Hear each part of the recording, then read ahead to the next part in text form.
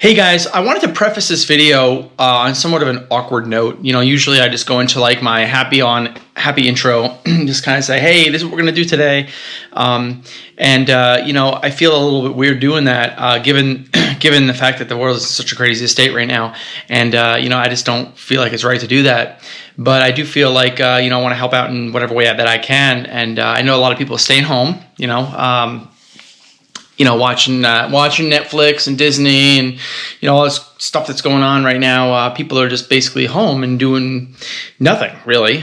So I feel like maybe if it's possible in my own way to help and, you know, maybe provide some level of entertainment to you guys on a more frequent basis. I know I haven't posted in a while, and that's because I've just been trying to do more meaningful videos that are a little bit longer, that have more information on it, with more status of the builds. But maybe I should just do, my channel is so small that it's not like I really would benefit anyway from any type of monetization, but I feel like perhaps maybe it would be better for me to do like shorter videos and do them like every few days or every couple days of the build instead, at least in this time period that kind of gets you through and gives you a little bit more updated status on a regular basis, as opposed to, you know, once every week or two of a build. So maybe I'll do that. Maybe I'll post a little bit more frequently. But overall, I just feel like maybe it's probably the best thing to do is just give you guys a little bit more frequent updates of the builds, and just do a little bit less. But hopefully you enjoy, given the state that everything is in right now. Hopefully everything is good. Hopefully everybody is good. You guys are staying safe and just doing your thing, right? Yeah, and if you have comments about what I'm doing, you know, the technical stuff, but also, you know, the reason why I'm doing it this way, and even this intro, if you guys have any concerns about it, then please just tell me, and I'll do the best I can to change it up. You know, change it up for you guys. You guys are my viewers. You guys are my you know, guys are my rock when it comes to, you know, my YouTube stuff. So anyway, thanks a lot, guys, and I hope you enjoy watching this segment of the E31 S85.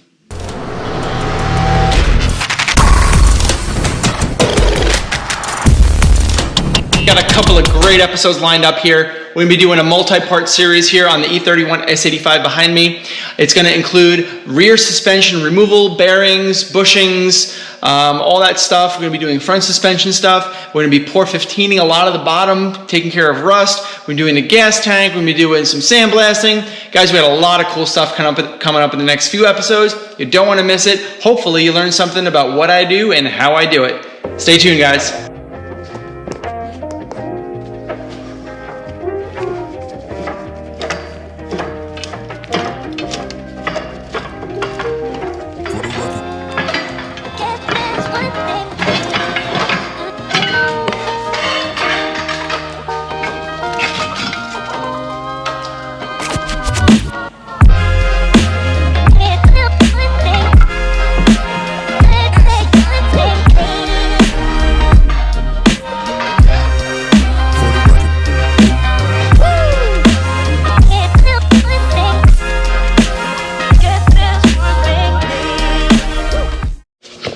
Okay, now it's time to get the rear bushings installed on the E31. These are a real pain in the butt, and they're also quite expensive. These bushings are, believe it or not, different widths, different lengths, and they do fit into different locations on this rear trailing hub. Now, pressing these in this weird type of shape is very difficult to do, but I think I've figured it out. I got a 20-ton Harbor Freight press, and I want to get both of these bushings pressed in, and then we can do the bearing. I'll show you how to do that too. I'm actually not going to do the press for the bearing. I'm actually going to use an actual bearing puller to push the press back in. So let's take a look. I've got something rigged up. Let's see how this thing works. Okay, so now after about 45 minutes of fooling around with this, I got a couple of clicks on this to get the bushing into this hub, and everything seems to be pushing nicely, no binding, which is good. Let's finish this up.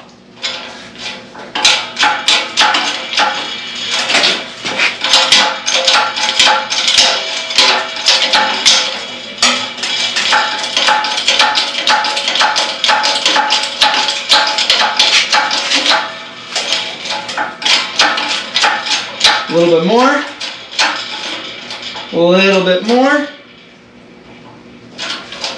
and let's take a look underneath real quick.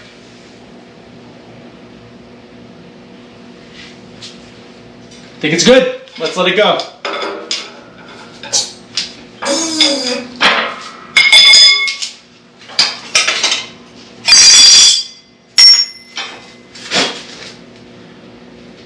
Got it. Perfectly seated. Excellent. All right. Let's move on with my life. As far as the rear suspension goes, I'm almost done. I've been installing all the new bushings into all the arms, and I gotta clean up the arms and then paint them. But there's another set of bushings that I was very nervous about doing because these bushings are a little bit more expensive than the rest, but it still is way cheaper than the OEM alternative. Now, these are the upper adjusting control arms. This is a, I already pressed out the old bushing because it was crap, but the new bushing here is provided by actually a member on the E31 forums, Eddie Rukaskis, and it comes with bushings. It's a custom machine part. It's a derivation from an existing bushing that's used elsewhere, but it is modified in order to fit. If you don't get the bushing, you need to get a new arm with the bushing pressed in from the OEM, and it costs over $550 as of today. It's probably going to end up going up as time goes on. So getting just the bushing, at least if it's a custom bushing from a forum member, is really helpful. So thank you very much, Edward, for at least reaching out to me and letting me know that these things exist, because I purchased them from you, and I'm very, very happy that I did. Now let me show you how I installed them. Now, obviously, you want to use a press for this. If you don't have a press, then you can use, you know, some sort of a bearing tool that you can get rented at AutoZone. But the way that I've decided to install these is I made a little bit of a jig here. This is like a pipe that has the perfect diameter to fit just over the rubber boot, but still grab onto the heart of the bushing, the actual part that's going to end up getting mated inside of the sleeve. So I have it set just like this. I need a flat surface here, which is this guy. Put that right up there. Make sure that everything is centered. Everything needs to be centered, because if it's not centered, then the bushing is going to end up going in lopsided, and if you're not looking at it at the right angle and you push too hard, you will ruin either the bushing or the arm sleeve. So let's take a look. Everything looks pretty good. Let me loosen up just a tiny bit. Get straighter onto this guy. Everything needs to be as straight as possible when you're dealing with this stuff, you know? So, okay, I think I'm good. That's good. Okay, now do it by hand at first. I'm seeing a little bit of movement. That's good. My battery died out of my light. And let's start pushing it in, see what happens. There it goes, look at that. Perfect. A little deeper in there. I'm gonna go as much as I can.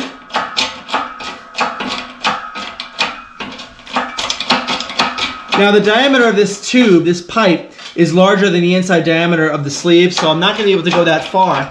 So I'm only going to be able to go as far as this thing will let me. And once you start feeling resistance, just stop. Don't push too hard. There's no point. No? Remove this. Take that guy off. And now, this is almost all the way pushed in. All we got to do is finish it up with a thin 2-inch tube. I believe it's 2-inch, which basically is the same thing as this, but it fits over that, but it's also small enough to fit inside of this diameter. You don't want to push it by the inside to get it in, because you could actually strip the whole assembly from the bushing, the ball inside of there, and strip it through. So you want to always push by the outside. Not bad though. Okay, both bearings have been completely installed. They're pressed in. They ain't going nowhere. Now it's time to install the bearing. Now remember, the bearing has two sides. For the use of the 850, it doesn't use this thing, which is a reluctor ring. As you can see, it's kind of serrated here, which indicates that it's a magnetic sensor. What we do is the sensor is actually a pickup right here on the ABI. I'm going to paint this. The ABS sensor is here, and actually the magneto is part of the hub assembly. Not the hub, but the drive shaft. That's right here. So that's where it actually picks up the magnetic sensor from.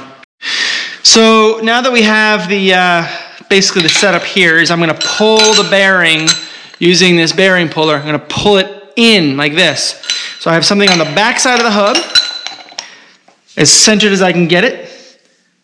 I've got the hub, the bearing, basically centered in there.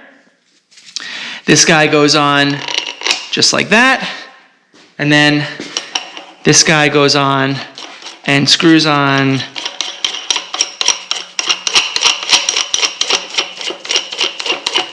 just like this. Now, if you're really square, you probably can get it to start by hand. And I have had success that way in the past, but here it doesn't seem to be the case. So,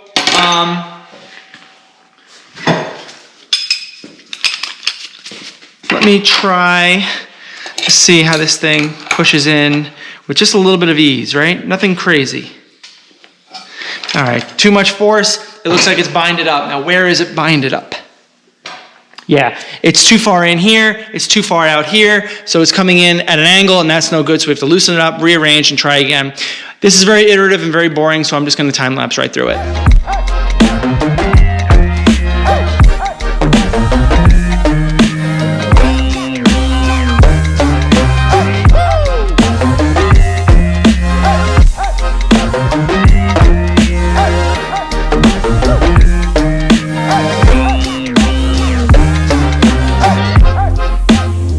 Let's start off over here with the rear suspension. As you can see, it is old, it is rusty, or at least it's just surface rust, but it needs to be removed. A lot of these bushings are bad and need to be replaced, but not all of them. So we're going to need to make a determination as to which ones need to be replaced and which ones don't. But in order to figure that out, I've got most of the rear suspension done here on both sides, but there are some other items here, like the lower control arm with the spring perch mounts underneath needs to be removed, and of course the subframe along with the rear diff. So let's do that, and let's assess where everything is. So let's remove all this and figure out what's what.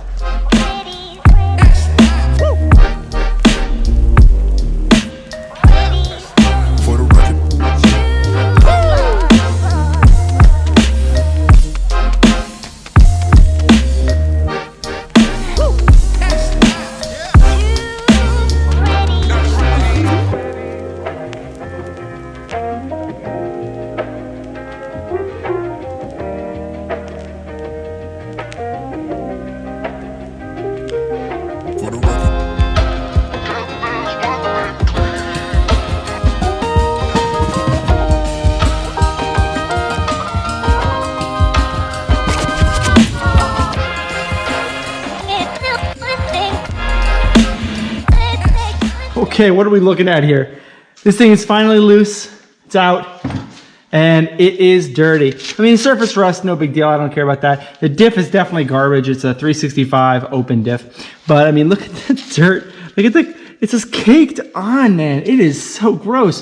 And this thing is all gonna get painted and redone. I'm gonna inspect all the bushings here to identify if I need to replace them, but it looks like the subframe bushings are actually in pretty good shape. Very little movement. No movement, in fact, from what I've seen. Sway bar is going to stay the same. It looks like it was some sort of aftermarket sway bar. So I'm just going to replace the bushings. Diff is obviously going to go and get replaced, but I'm going to keep the brackets and the bushings that came with that. And yeah, I want to get this thing cleaned up and reinstalled as quickly as possible. So what's next, I suppose, is deconstructing the front subframe, getting the sway bar off and the diff off, and taking a closer look at any of the surface rust and damage, and start cleaning, and we're gonna get ready to paint this thing. Let's do it.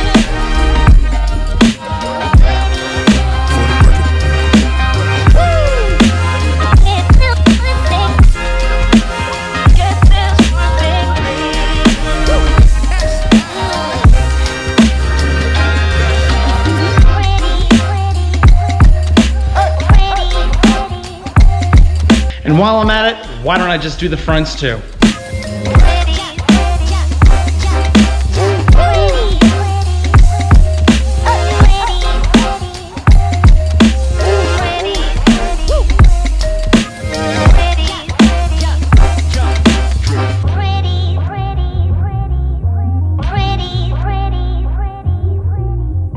All right, so I know it doesn't look like much, but getting these bushings replaced, these bushings replaced, and getting the bearing in and those bushings replaced on these hubs was a lot of work. A lot of work, guys.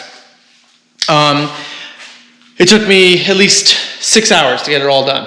All those bushings removed and reinstalled. But you know what? Now I'm going to have a rear suspension that's going to be perfect. Perfect. There are a lot of other bushings on the rear suspension, subframe bushings, but they are good and I don't need to replace them.